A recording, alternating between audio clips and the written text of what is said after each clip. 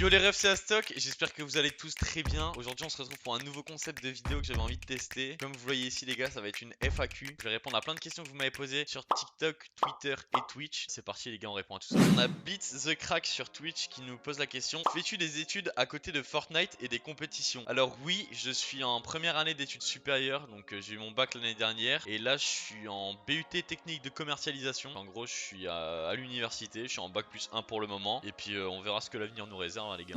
On a encore Beat the Crack qui nous pose la question suivante: pour toi, est-ce possible d'avoir une très bonne hygiène de vie tout en jouant aux jeux vidéo? Et si oui, quels sont tes conseils? Alors oui les gars, d'ailleurs c'est super important si vous voulez vraiment performer. Le plus important c'est l'hygiène de vie. D'ailleurs on est très clairement maintenant loin des clichés, des personnes qui ont des lunettes, des boutons qui sont un peu plus fortes de corpulence et qui jouent sur les jeux vidéo. On est clairement loin maintenant. C'est pour ça que d'ailleurs beaucoup de structures professionnelles travaillent avec des coachs mentaux ainsi que des nutritionnistes, etc. pour avoir la meilleure hygiène de vie possible. Moi les gars, je vous conseillerais de faire du sport. Avoir un exutoire c'est super important. Dans mon cas par exemple, je fais du foot et ça m'aide beaucoup. De bien dormir, pas se coucher à pas d'heure, et de bien manger aussi les gars, c'est super important. Et maintenant on a une question de Nitrax Team sur TikTok qui nous pose la question: est-ce que tu crois que tu pourrais vivre des réseaux sociaux? Alors en soi c'est une bonne question. Je pense que tout est possible dans la vie, donc oui je pense que je pourrais en vivre. Après est-ce que à l'heure actuelle je peux en vivre? La question, enfin la réponse est non en tout cas. Mais est-ce que je pourrais en vivre avec beaucoup de motivation? Je pense que on a Fear3 qui nous pose la question suivante sur Twitch: depuis que tu joues aux jeux vidéo compétitivement parlant, as-tu changé tes habitudes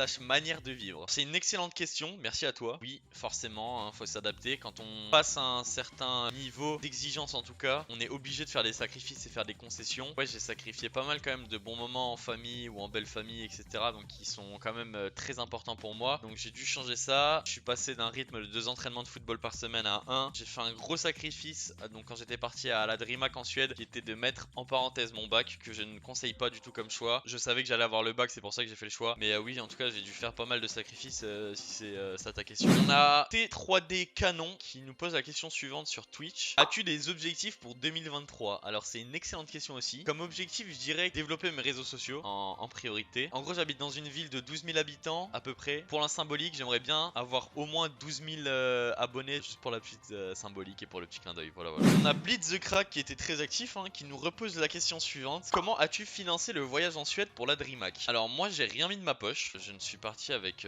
0 €. J'ai eu la chance donc d'avoir Helios Gaming, donc ma structure, qui m'a énormément aidé pour le financement du voyage. Et puis avec l'aide donc de mes parents à la fois et de Helios Gaming, on a su trouver des sponsors qui nous ont aidés, donc notamment la ville de Mézières-les-Messes, donc vous voyez là. On a également Moselle Sans Limite ici qui nous a sponsorisé une partie du voyage, et Ingedus pour le PC qui m'avait fourni le matériel là-haut directement. Donc voilà, c'est grâce à l'aide de sponsors que j'ai pu partir. On a T3D Canon sur Twitch également qui nous pose la question suivante: est-ce que tu pourrais quitter ta structure pour une autre? Alors c'est une très bonne question parce que sur Fortnite le mercato est vraiment actif, je dirais. Les joueurs sont très changeants et changent vraiment souvent de structure. Or moi ça fait depuis février 2022 que j'ai signé mon contrat en tant que joueur Helios Gaming. La réponse et oui et non à la fois, c'est bizarre. Non dans le sens où je me sens très bien actuellement chez Helios Gaming, et oui car je sais que ma structure est vraiment très favorable au développement des joueurs. Donc je sais que si j'ai vraiment une opportunité beaucoup plus grosse d'une structure vraiment plus imposante et plus importante sur le marché Fortnite, je sais qu'il n'y aurait aucun souci et qu'elle me bloquera pas. Donc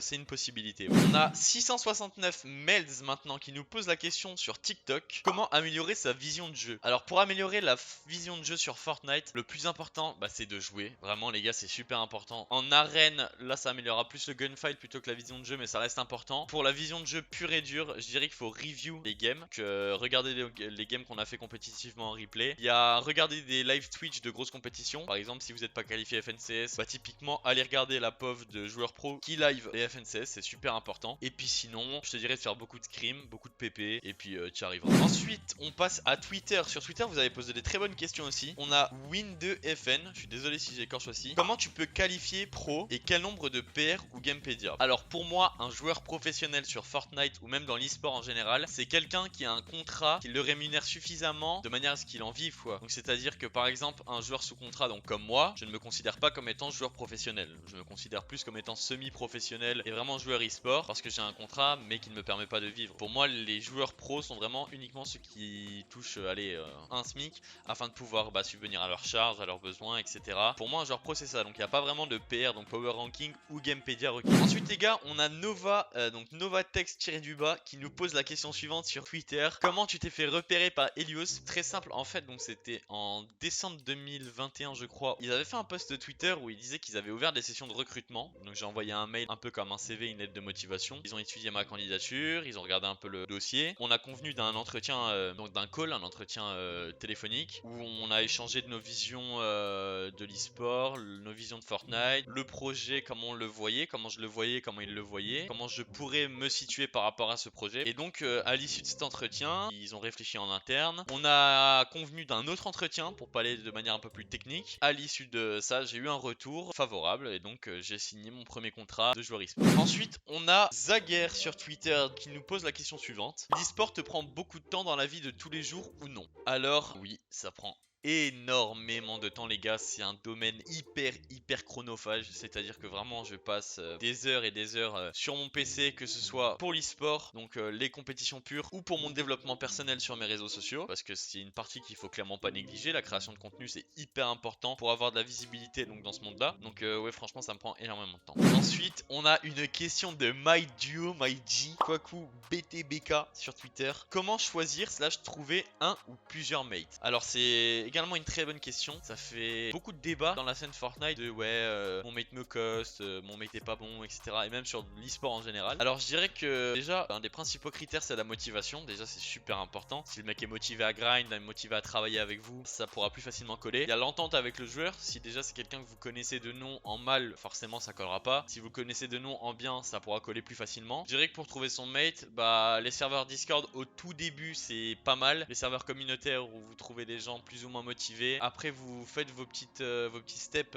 by step en solo. Vous allez avoir un peu plus de visibilité. Vous allez pouvoir accéder à un panel de joueurs un peu plus large. Donc voilà, je dirais que c'est comme ça globalement que vous pouvez trouver des mates. Et les gars, on arrive à la fin de cette FAQ. Donc j'espère que ça vous aura plu. Je fais ça vraiment de manière modeste parce que je suis pas quelqu'un de connu. Je suis pas le meilleur joueur du monde. Je suis pas le meilleur joueur d'Europe non plus. Je fais ça juste parce que j'avais envie de le faire et de partager mon expérience et de répondre à vos questions parce que vous m'en posez quand même pas mal. J'espère que ça vous aura plu. J'espère avoir répondu à un maximum de questions. N'hésitez pas à me faire vos retours dans les commentaires si vous avez kiffé ou quoi. C'était Astock, je vous dis à la prochaine. Ciao les gars.